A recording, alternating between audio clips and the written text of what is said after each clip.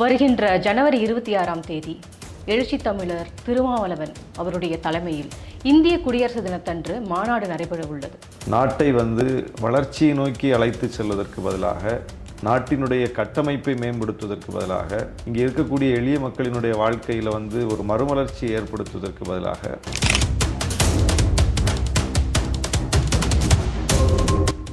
தன்னாட்சி பெற்ற அமைப்புகள்னு சொல்லக்கூடிய எல்லா அமைப்புகளையும் பிஜேபி சீர்குலைத்துட்டு வருது. இன்னைக்கு தேர்தல் ஆணையரை நியமிக்கிறதுல கூட பிஜேபி எடுக்கிற முடிவு தான், அதில் ஒரு சுப்ரீம் கோர்ட் நீதிபதிக்கு கூட இடமில்லை அப்படிங்கிறத சட்டமாக்கி மிக வெளிப்படையாக அவங்க நினைத்ததையெல்லாம் செய்கிறார்கள். ஒரு 400 ஆண்டு காலத்திற்கு மேலாக அங்கே இருந்த ஒரு வரலாற்று சின்னமான பாபர் மசூதியை இடிச்சிட்டு அந்த இடத்தில் தான் ராமர் பிறந்தான் அவங்க எந்த சான்றையும் காட்டல. அதுபோல் அந்த இடத்துல கோயில் இருந்தது, அதை இடித்து விட்டு தான் மசூதி கட்டப்பட்டதுன்னு எந்த சான்றையும் வைக்கல. இது அரசியலமைப்பு சட்டத்துக்கு எதிரானது. எப்போதுமே தென்னாட்டில் இருந்துதான், குறிப்பாக தமிழ்நாட்டில் இருந்துதான் புரட்சி கருத்துக்கள் முகிழ்க்கும். இந்தியாவையே அது வழிநடத்தும். 10 ஆண்டு பிஜேபி காலம் முடிவடைஞ்சு இந்தியா கூட்டணி காங்கிரஸ் தேர்தலில் வெற்றி பெறும் நினைக்கிறீங்களா? நீங்களே சொல்லிட்டீங்களே, 10 ஆண்டு கால மோடி ஆட்சி, 10 ஆண்டு கால அதிமுக ஆட்சியை விட மிக மோசமான மோடி ஆட்சி. ஜனநாயக விழுமியங்கள் அளிக்கப்படுவதை மக்கள் பார்த்துட்டு இருக்காங்க. ஸோ இந்த மாநாட்டில் மக்கள் உங்களுடைய கொள்கைக்கு முக்கியத்துவம் கொடுத்து பெரிதளவில் பங்கேற்பாங்க அப்படின்னு நினைக்கிறீங்களா? ஏற்கனவே திருச்சியில் நாங்கள் நடத்தின மாநாடு, பேரணி எல்லாம் மிகப்பெரிய வெற்றி. திருச்சி குலுங்கியது. இத்தனாம் தேதி திருச்சியில் பேரணி, எல்லாரும் வாங்கன்னு தலைவர் ஒரு அறிவிப்பு கொடுப்பாரு. தண்ணி இயல்பாக எல்லா இடமும் வேலை நடக்கும், வண்டியை முடிச்சு எல்லாம் வந்துடுவாங்க. இதுதான் இவ்வளவு நாள் எங்களுடைய ஸ்டைல், எங்களுடைய அந்த ஒர்க்கிங் பேட்டர்ன். ஆனால் இந்த முறை அப்படி இல்லை. அண்ட் உங்களுடைய கட்சி பார்த்தீங்க அப்படின்னா அம்பேத்கருடைய கொள்கையில் நிறைய பின்பற்றிட்டு இருக்கிறீங்க. ஜெகன்மோகன் ரெட்டி அவர்கள் இன்னைக்கு அம்பேத்கருடைய மிகப்பெரிய சிலையை திறந்து வைக்கிறார். அம்பேத்கர் சிலை திறப்பு என்பது ஒரு சடங்காக முடிந்துவிடக்கூடாது. அம்பேத்கரின் கொள்கைகள் அரசியல் தளத்தில் வெளிப்பட வேண்டும்.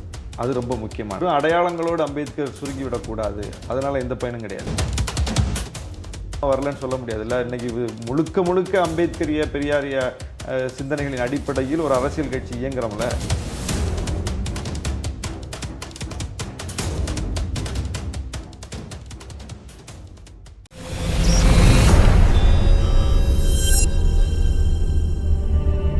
பிக் பேங் தமிழ், பிபிடி, பெருவெடிப்பு தமிழ், உலகத் தமிழர்களின் உயிர் துடிப்பு. அனைவருக்கும் வணக்கம். இந்த நிகழ்ச்சியில் நாம் சந்திக்க இருப்பது ஒரு எழுத்தாளர், பேச்சாளர், ஊடகவியலாளர், நாகப்பட்டினம் தொகுதியின் எம்எல்ஏ திரு ஆலு ஷானவாஸ் அவர்கள். அவரை நிகழ்ச்சிக்கு அன்போடு வரவேற்பது உங்கள் திருமதுராள். வணக்கம் சார். வணக்கம் சார். நீங்கள் உதயசூரியன் சின்னத்தில் நிற்காம பானை சின்னத்தில் நின்று அமோக வெற்றி பெற்று சிறப்பாக பணியாற்றி வரீங்க. பிபிடி சேனல் சார்பாக உங்களுக்கு நல்வாழ்த்துக்களை தெரிவித்து நன்றி. உங்கள் சேனலுக்கு என்னுடைய வாழ்த்துகள். மிக்க நன்றி சார். வருகின்ற ஜனவரி 26ஆம் தேதி எழுச்சி தமிழர் திருமாவளவன் அவருடைய தலைமையில் இந்திய குடியரசு தினத்தன்று மாநாடு நடைபெற உள்ளது திருச்சியில். அந்த மாநாட்டுடைய நோக்கம் என்ன சார்? பாஜக ஆட்சிக்கு வந்த நாள்ல இருந்து கடந்த 10 ஆண்டு காலமா இந்தியாவில் ஜனநாயக விழுமியங்களுக்கு மிகப்பெரிய ஆபத்து வந்திருக்குது. நாட்டை வளர்ச்சியை நோக்கி அழைத்து செல்வதற்கு பதிலாக, நாட்டினுடைய கட்டமைப்பை மேம்படுத்துவதற்கு பதிலாக, இங்கே இருக்கக்கூடிய எளிய மக்களினுடைய வாழ்க்கையில் ஒரு மறுமலர்ச்சியை ஏற்படுத்துவதற்கு பதிலாக, முழுக்க முழுக்க மதத்தின் அடிப்படையில், மதவெறியின் அடிப்படையில் ஒரு அரசியலை கட்டமைக்கிற வேலையை பிஜேபி பண்ணிக்கிட்டு இருக்காங்க. மோடி அதனுடைய முகமாக முன்னிறுத்துகிறாங்க. இன்றைக்கி நீதி பரிபாலன அமைப்புகளுடைய நிலையை நம்ம பார்க்குறோம். அதுபோல் ஒன்றிய அரசினுடைய துறைகளாக விளங்கக்கூடிய தன்னாட்சி பெற்ற அமைப்புகள்னு சொல்லக்கூடிய எல்லா அமைப்புகளையும் பிஜேபி சீர்குலைத்துட்டு வருது. இன்றைக்கி தேர்தல் ஆணையரை நியமிக்கிறதுல கூட பிஜேபி எடுக்கிற முடிவு தான், அதில் ஒரு சுப்ரீம் கோர்ட் நீதிபதிக்கு கூட இடமில்லை அப்படிங்கிறத சட்டமாக்கி மிக வெளிப்படையாக அவங்க நினைத்ததையெல்லாம் செய்கிறார்கள். அதுபோல் அமலாக்கத்துறை, மைய புலனாய்வுத்துறை, வருமான வரித்துறை, ஊடகங்கள், நீதித்துறை அனைத்தையும் தன்வசப்படுத்தி விட்டு தங்களுடைய அரசியல் எதிரிகளை பழிவாங்குவதற்கு மட்டுமே இவற்றையெல்லாம் பயன்படுத்துகிற ஒரு நிலையை நோக்கி பிஜேபி போயிடுச்சு. இது ரொம்ப ஆபத்தான ஒரு போக்கு. அப்போ இந்த இடத்துல புரட்சியாளர் அம்பேத்கர் எழுதிய அரசியலமைப்பு சட்டத்தை பாதுகாக்கணும். அந்த சட்டம் சொல்லக்கூடிய சம வாய்ப்பு, சம உரிமை, அந்த இலக்கை நோக்கி மீண்டும் இந்தியாவை வந்து வழிநடத்தணும், அதற்கான தேவை எழுந்திருக்கு. அப்போ இன்றைக்கி இந்தியா கூட்டணி இந்தியா முழுவதும் வடிவம் பெற்றாலும் தமிழ்நாட்டில் தான் அது வந்து மிகப்பெரிய வெற்றியை பெற்றிருக்குது. 2019 தேர்தலே அந்த அணி வெற்றி பெற்றிருக்குது. இப்போ தான் இந்திய அளவில் இந்த அணி உருவாகிருக்கு. இங்கே ஏற்கனவே உருவாகி வெற்றி பெற்று அடுத்தது ஒரு சட்டமன்ற தேர்தலையும் சந்தித்து, அடுத்தது ஒரு உள்ளாட்சி தேர்தலையும் சந்தித்து, அடுத்தது ஒரு ஈரோடு இடைத்தேர்தலையும் சந்தித்து தொடர் வெற்றிகளை குவித்து இப்போ நாடாளுமன்ற தேர்தலுக்கும் இப்போது பார்த்திங்கன்னா இந்தியாவிலேயே தொகுதி உடன்பாடு செய்வதற்கு பேச்சுவார்த்தை குழு அமைக்கப்பட்டிருக்குதுன்னா இந்தியாவிலேயே இந்த தேர்தலுக்காக தமிழ்நாட்டில் மட்டும்தான், அதுவும் திமுக கூட்டணியில் தான் அமைக்கப்பட்டிருக்கு.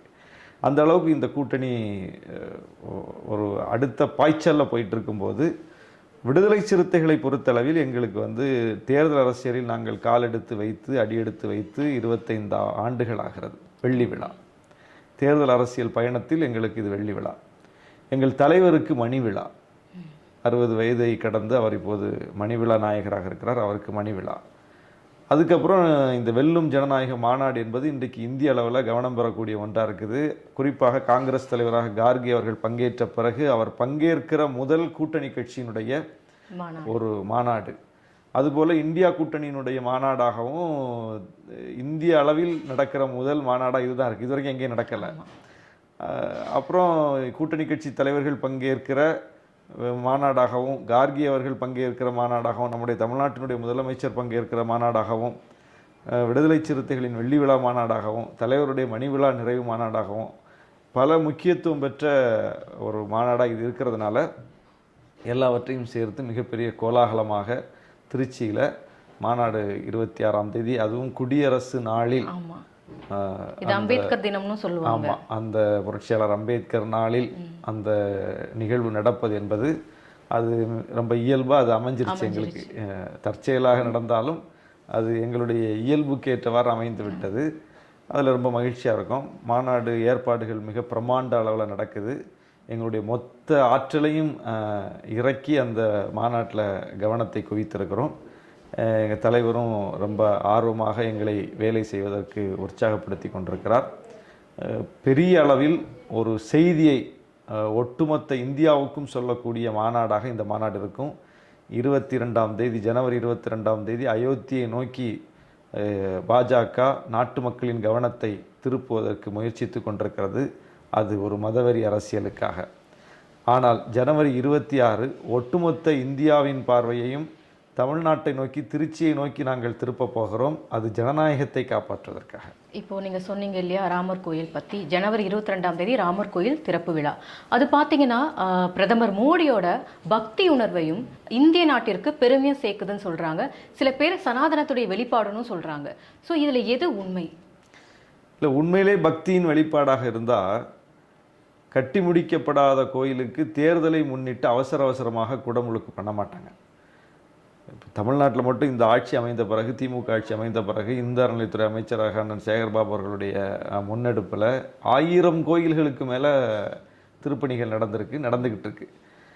400 ஆண்டுகளாக நடக்காத திருப்பணி திருவட்டார் ஆதிகேசவ பெருமாள் கோயிலில் 400 ஆண்டுகளாக நடக்கலை, இந்த ஆட்சி வந்த பிறகு நடத்தியிருக்காங்க. தமிழ்நாட்டில் பார்க்கிறோம், கள்ளழகர் ஆற்றில் இறங்குகிற நிகழ்வு என்பதும், திருவண்ணாமலை கார்த்திகை தீப நிகழ்வு என்பதும், திருச்செந்தூரில் நடக்கிற அந்த சூரசம்ஹார நிகழ்வு என்பதும், தமிழ்நாடு முழுவதும் எக்கச்சக்கமான கோயில்கள் இதெல்லாம் வந்து குடமுழுக்கு நடக்கிறது, கோயில் திருவிழாக்கள் நடக்கிறது, வெகு மக்கள் அதில் பங்கேற்கிறது, இதெல்லாம் காலங்காலமாக பார்த்துக்கிட்டு தான் இருக்கோம். இப்போ இந்தியா முழுவதும் இதெல்லாம் நடந்துட்டு தானே இருக்குது. எந்த குடமுழுக்காவது வரக்கூடிய தேர்தலை முன்னிட்டு அப்படின்னு எங்கேயாவது பார்த்துருக்கோமா? இப்படி ஒரு செய்தி கேள்விப்பட்டிருக்கோமா? அப்போ கோயில் திருவிழாக்கும் தேர்தலுக்கு ஏதாவது தொடர்பு இருக்கா? கோயில் திருவிழா அது வழக்கம் போல் எப்படி நடக்குமோ அப்படி நடக்கும். அதில் நம்பிக்கை உள்ள மக்கள் போய் பங்கேற்பாங்க, சமயங்களை கடந்து கூட பங்கேற்பாங்க.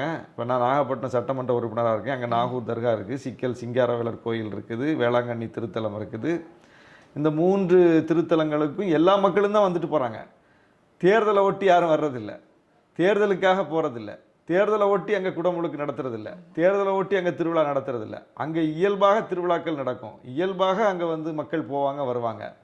இதுதான் இந்தியா முழுவதும் நம்ம பார்த்துக்கிட்டு இருக்க காட்சி. அதுபோல் அயோத்தியில் ராமர் கோயில் இருக்கா? இருக்கு. ஏற்கனவே பல ராமர் கோயில்கள் அயோத்தியில் இருக்கு. இந்தியா முழுவதும் கூட இருக்கா? இருக்கு. அப்போ ராமருக்கு இந்தியாவில் கோயில் இல்லை என்பதெல்லாம் பிரச்சனை. ராமருக்கு கோயில் இருக்குது, குடமுழுக்கு நடக்குது, திருப்பணிகள் நடக்குது, அதெல்லாம் இயல்பாக நடந்துகிட்டு இருக்குது. அதுக்கும் தேர்தலுக்கும் எந்த தொடர்பும் இல்லை. அது அதன் பாட்டில் நடந்துகிட்டு இருக்கு. அதுக்கு போகிறவங்க போகிறாங்க, வரவங்க வர்றாங்க. இப்படி இருக்கக்கூடிய தனிப்பட்ட நம்பிக்கையை அரசியல் களத்துக்கு எடுத்துட்டு ஒரு 400 ஆண்டு காலத்திற்கு மேலாக அங்கே இருந்த ஒரு வரலாற்று சின்னமான பாபர் மசூதியை இடிச்சிட்டு அந்த இடத்துல தான் ராமர் பிறந்தாருன்னு சொல்லி வம்பு செய்து அதை நிரூபிக்கவும் முடியாமல் நீதிமன்றத்தில் போய் அவங்க அதை நிரூபிக்கவும் முடியல. அந்த இடத்தில் தான் ராமர் பிறந்தார்னு அவங்க எந்த சான்றையும் காட்டலை.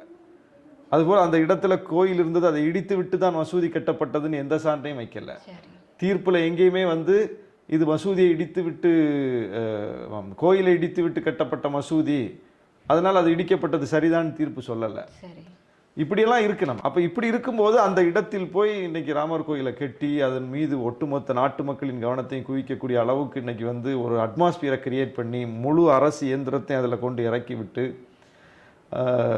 ஏதோ அரசுனுடைய பணியே முழுக்க முழுக்க கோயில் பணி தான் என்பது போல வேற வேலையே எங்களுக்கு கிடையாது, இதுதான் எங்களுடைய வேலை என்கிற அளவுக்கு இன்னைக்கு முடுக்கி விடப்பட்டிருக்குதுல. இதெல்லாம் அரசியலமைப்பு சட்டத்துக்கு எதிரானது. எல்லா மக்களையும் சமமாக பார்க்க சொல்லுது அரசியலமைப்பு சட்டம். எல்லா குடிமக்களும் ஒரே மக்கள் தான் சொல்லுது அரசியலமைப்பு சட்டம். எல்லோருக்கும் ஒரு ஓட்டு தான் சொல்லுது அரசியலமைப்பு சட்டம். இந்துக்கு 2 ஓட்டு பெரும்பான்மை, முஸ்லீம் சிறுபான்மை அதனால 1 ஓட்டு, கிறிஸ்தவர்கள் அதை விட சிறுபான்மை அதனால அரை ஓட்டு அப்படின்னு சொல்லலை. இந்துவாக இருந்தாலும் முஸ்லீமாக இருந்தாலும் கிறிஸ்தவராக இருந்தாலும் கடவுள் மறுப்பாராக இருந்தாலும் யாராக இருந்தாலும் புத்திஸ்டாக இருந்தாலும் யாராக இருந்தாலும் சீக்கியராக இருந்தாலும் எல்லோரும் இந்திய குடிமக்கள் தான். எல்லோருக்கும் 1 ஓட்டு தான். சட்டத்தின் அடிப்படையில் எல்லோரும் சமம் தான். அவங்க நம்பிக்கை எதுவாகவும் இருக்கலாம், நம்பிக்கை இல்லாமலும் இருக்கலாம். ஆனால் எல்லோரும் ஒன்று என்பதை அரசியலமைப்பு சட்டம் உறுதிப்படுத்தி இருக்கும்போது எல்லோரும் ஒன்றுதான் என்கிற அளவுக்கு இன்னைக்கு அரசினுடைய செயல்பாடு இருக்கா? இல்லை. அப்போ இதை கேள்வி எழுப்ப வேண்டிய ஒரு தேவை இருக்கு. இதை யார் கேள்வி எழுப்புறது? எப்போதுமே தென்னாட்டில் இருந்து தான், குறிப்பாக தமிழ்நாட்டில் இருந்து தான் புரட்சி கருத்துக்கள் முகிழ்க்கும். இந்தியாவையே அது வழிநடத்தும். பல விஷயங்களை நம்ம பார்த்துட்டோம். சமூக நீதி அடிப்படையிலையும் சரி, மொழி உரிமையிலையும் சரி, மாநில சுயாட்சியிலையும் சரி, எல்லாவற்றிலும் முற்போக்கான திட்டங்கள்லையும் சரி, நம்ம 50 ஆண்டுகளுக்கு முன்னால் போட்ட திட்டங்கள், 30 ஆண்டுகளுக்கு முன்னால் போட்ட திட்டங்கள், அதையெல்லாம் இன்னைக்கு மற்ற மாநிலங்கள் பின்பற்றுறதையும் நம்ம பின்னாடி அவங்க நிற்கிறதையும் நம்ம பார்க்கலாம். அதனால் எப்போதுமே வழிகாட்டக்கூடிய தமிழ்நாடு இன்றைக்கு இந்த பிஜேபியினுடைய மதவெறி அரசியலை எதிர்த்து ஒரு ஜனநாயக அரசியலை முன்னிறுத்தக்கூடிய அம்சத்திலையும் வழிகாட்டும் இடத்திற்கு வந்திருக்கிறோம். எல்லோருக்கும் முன்னால் நாம் இங்கே தொகுதி பங்கீடு குழுவை அமைத்திருக்கிறோம், மாநாடை நடத்துகிறோம். ஒட்டுமொத்த இந்தியா கூட்டணிக்குமே இது ஒரு மெசேஜ். ஜனவரி 26ஆம் தேதி நீங்கள் திருச்சி மாநாட்டுக்கு வச்சிருக்கிற தலைப்பு வெல்லும் ஜனநாயகம். 22ஆம் தேதி நடைபெற இருக்கும் ராமர் கோயில் திறப்புக்கு அனைவரும் பேசிக்கொள்வது சனாதனம். ஸோ சனாதனம் வெல்லுமா இல்லை ஜனநாயகம் வெல்லும் நினைக்கிறீங்களா? ஜனநாயகம் தான் வெல்லும். அரசியலமைப்பு சட்டம் ஜனநாயகத்தின் அடிப்படையிலானதா சனாதனத்தின் அடிப்படையிலானதா? ஜனநாயகத்தின் அடிப்படையிலானதான் இந்திய அரசியலமைப்பு சட்டம். புரட்சியாளர் அம்பேத்கர் சனாதனவாதியா ஜனநாயகவாதியா? ஜனநாயகவாதி. அப்போ புரட்சியாளர் அம்பேத்கர் மட்டுமல்ல, இந்தியாவை வடிவமைத்த தலைவர்கள் எல்லோரும் ஜனநாயகவாதிகள். அவருடைய கனவே ஒரு ஜனநாயக இந்தியா தான். எனவே இப்போ காந்தி ராமராஜ்யம் அமைக்கணும்னு சொன்னார், அவர் தன்னை சனாதனியாக வெளிப்படுத்திக்கிட்டார். அப்படிப்பட்டவர் கூட எல்லோரும் இணைந்த இந்தியாவை தான் முன்னிறுத்தினார். முஸ்லீம்களை விலக்கி வைத்துவிட்டு கிறிஸ்தவர்களை விலக்கி வைத்துவிட்டு ஒரு இந்தியான்னு அவர் சொல்லலை. மற்ற நம்பிக்கைகளுக்கு மதிப்பளிக்காமல் இந்த மேலாதிக்க சக்திகளினுடைய நம்பிக்கை மட்டுமே தூக்கி பிடிக்கணும்னு அவர் சொல்லலை. எல்லோரையும் உள்ளடக்கிய ஒரு இந்தியாவை தான் அவரும் ஒரு சனாதனியாக வெளிப்பட்டவரே எல்லோரையும் உள்ளடக்கிய இந்தியான்னு தான் கனவு கண்டாரை தவிர, இவர்கள் முன்னிறுத்துகிற இந்த ராமராஜ்யம் என்பது அது ஒரு ஆர்எஸ்எஸ் உடைய கனவு அது. எனவே ஜனநாயக இந்தியா அதுதான் வெல்லும். அது ஜனநாயக இந்தியாவாக இருக்கிறதுனால தான் இன்னும் இந்தியாவாகவே இருக்கு. ஏன்னா இங்கே ஒரு மொழி மட்டுமே பேசப்படலை, ஒரு இனம் மட்டுமே இல்லை, ஒரு மதம் மட்டுமே இல்லை, ஒரு சமூகம் மட்டுமே இல்லை. பல்வேறு சமூக குழுக்கள், பல்வேறு மதங்களை பின்பற்றக்கூடியவர்கள், பல்வேறு மொழி பேசக்கூடிய மக்கள், பல்வேறு தேசிய இன மக்கள் எல்லாரும் சேர்ந்து இந்தியா என்கிற ஒரு நாட்டாக ஒருங்கிணைந்து ஒரு நாட்டு பற்றுள்ளவர்களாக குடிமக்களாக ஒருங்கிணைந்து இருக்கிறோம்னா எதன் அடிப்படையில் இருக்கிறோம்? ஜனநாயகத்தின் அடிப்படையில். ஜனநாயகம் தான் அதை காப்பாற்றுது. ஜனநாயகம்னா என்ன? உன் மொழிக்கு என்ன உரிமை, அது என் மொழிக்கும் உண்டு என்கிற உணர்வு எல்லா மொழி பேசக்கூடிய மக்களுக்கும் இருக்கும்போது தான் இந்தியாவாக இருக்கும். உன் மதத்துக்கு இருக்கக்கூடிய உரிமை என் மதத்துக்கும் உண்டு அப்படிங்கிற உணர்வு எல்லா மத மக்களுக்கும் இருக்கும்போது தான் இந்தியாவாக இருக்கும். உன் இனத்திற்கு உள்ள உரிமை என் இனத்திற்கும் உண்டு அப்படின்னு எல்லா இன மக்களுக்கும் இடையிலே வந்து ஒரு உணர்வு இருந்தால் மட்டும்தான் இந்தியாவாக இருக்கும். இதில் நான் வஞ்சிக்கப்படுகிறேன் ஒரு மொழி கூட்டம் நினைத்தாலோ, நான் வஞ்சிக்கப்படுகிறேன் ஒரு மத கூட்டம் நினைத்தாலோ, நான் வஞ்சிக்கப்படுகிறேன் ஒரு சமூகம் நினைத்தாலோ, நான் வஞ்சிக்கப்படுகிறேன் ஒரு மாநிலம் நினைத்தாலோ, அது இந்தியா என்கிற அந்த இறையாண்மைக்கு வந்து சிக்கலாக போயிடும், அதுக்கு எதிரான மாறிடும். அப்போ அந்த உணர்வு வராமல் அவர்களுக்கான உரிமையை வழங்குவதில் தான் இந்தியாங்கிற அந்த அந்த அமைப்பை பாதுகாக்கப்படும்.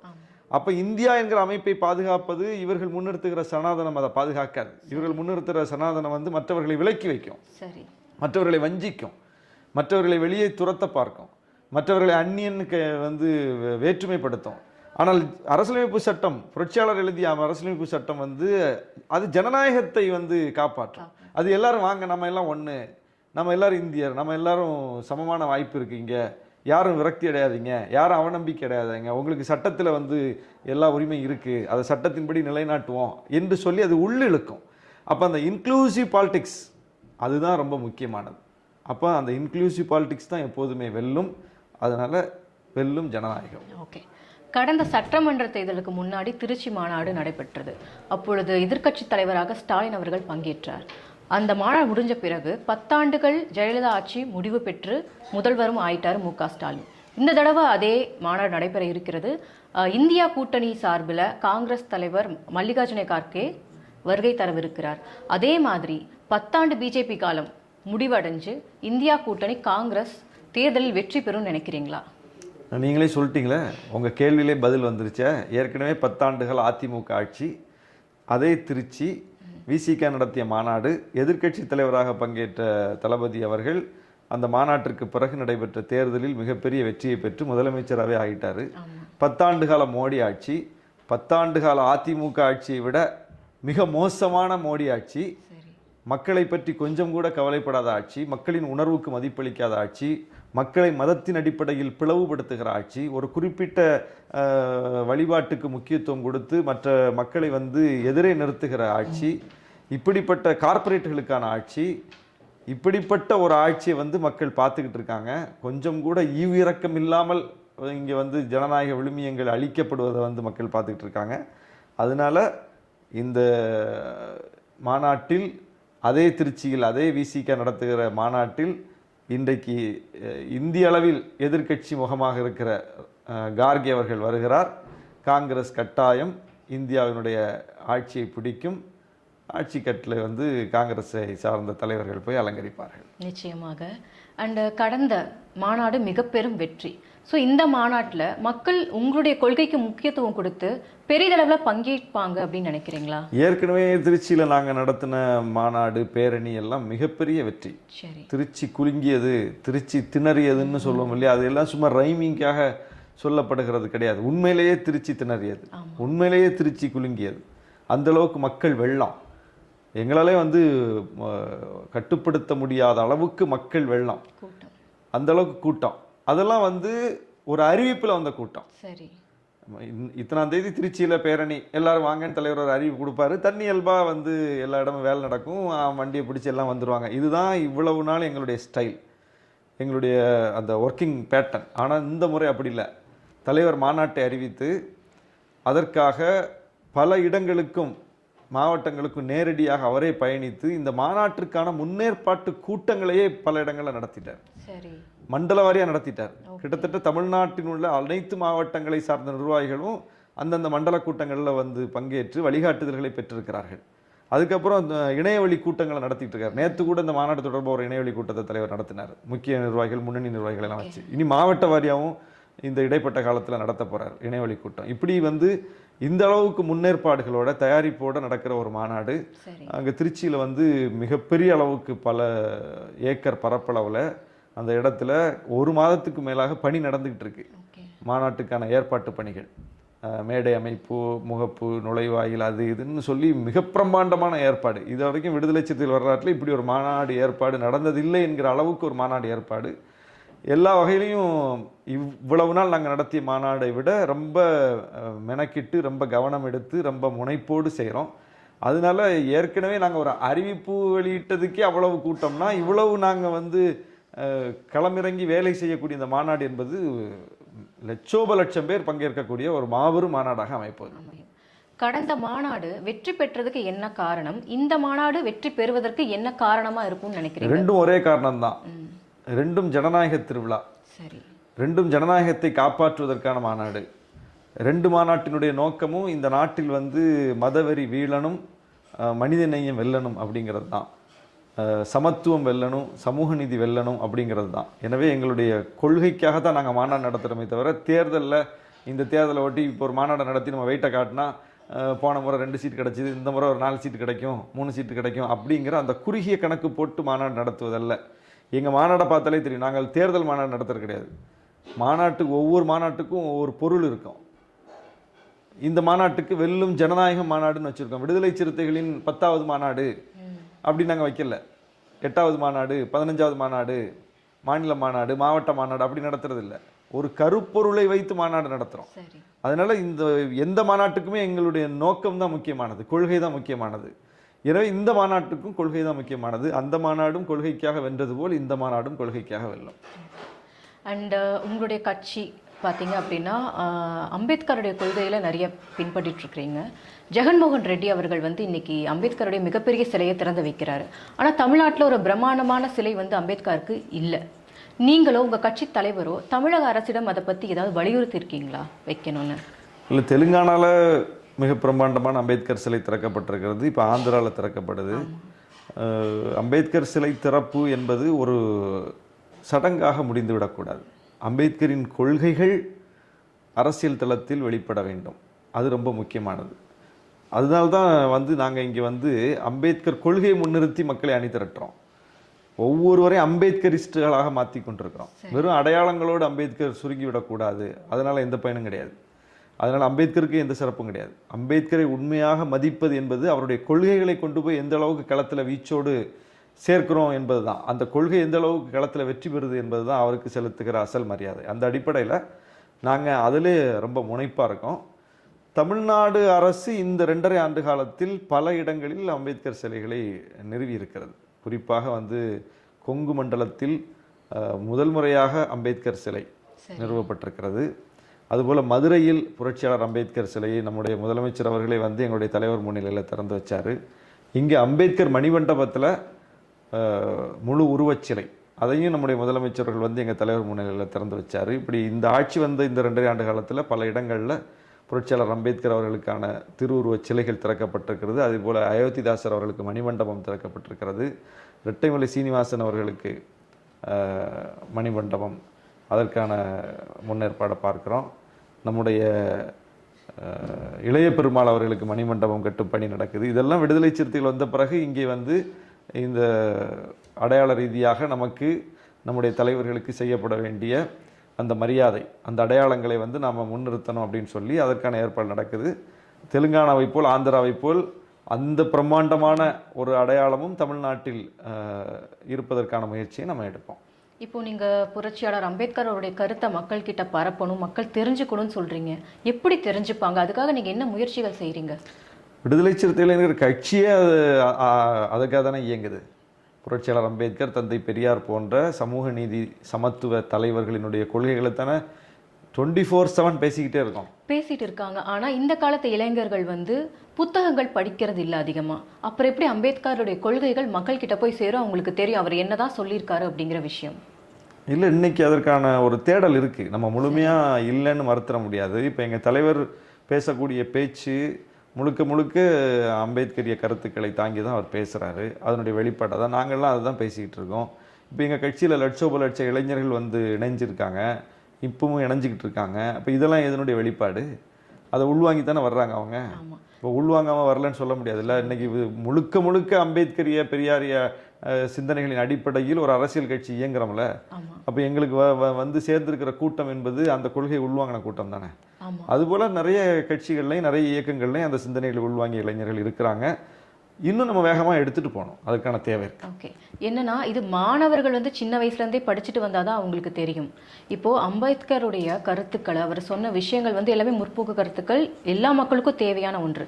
அதை பாட புத்தகத்தில் வைக்க சொல்லி நீங்கள் தமிழக அரசுக்கு ஏதாவது வலியுறுத்தல் செஞ்சுருக்கீங்களா? ஏற்கனவே இருக்குது, பாடப்புத்தகங்களில் இருக்குது.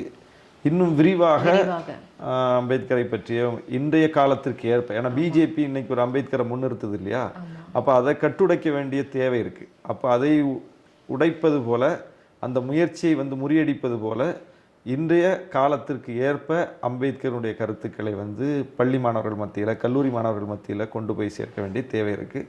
அதையும் நம்ம அரசிட்ட வந்து வலியுறுத்தியிருக்கீங்களா? ஏற்கனவே பேசிக்கிட்டு தான் இருக்கிறோம். சரிங்க. அண்ட் நீங்கள் பார்த்தீங்கன்னா நாகப்பட்டினம் தொகுதியுடைய எம்எல்ஏ, விடுதலை சிறுத்தைகள் கட்சியின் சார்பாக நின்று வெற்றி பெற்றிருக்கீங்க. ஆனால் உங்கள் தொகுதியில் சில மக்கள் அண்டு சில பிஜேபி உங்களுக்கு எதிராக என்ன சொல்கிறாங்க அப்படின்னா, நீங்கள் திமுகவுடைய எம்எல்ஏவை வேலை செஞ்சுட்ருக்கீங்க அப்படிங்கிற மாதிரி சில கருத்துக்கள் வருது. அந்த மாதிரி கருத்துக்கள் உங்கள் காதுக்கு ஏதாவது வந்திருக்கா? அப்போ நீங்கள் என்ன நினைப்பீங்க? சில பேர் பேசிக்கிறாங்க. ஸோ அது நீங்கள் என்ன, உங்களோட ஒப்பீனியன் என்ன அப்படிங்கிறது தான். அது நம்ம செயல்பாடு தான் அதுக்கு சான்று. ஓகே, அது அப்படி தான் சொல்லுவாங்க, தலைவரே அப்படி தான் சொல்கிறாங்க. அவர் வந்து கேட்டார்ல ஒரு செய்தியாளர், நீங்கள்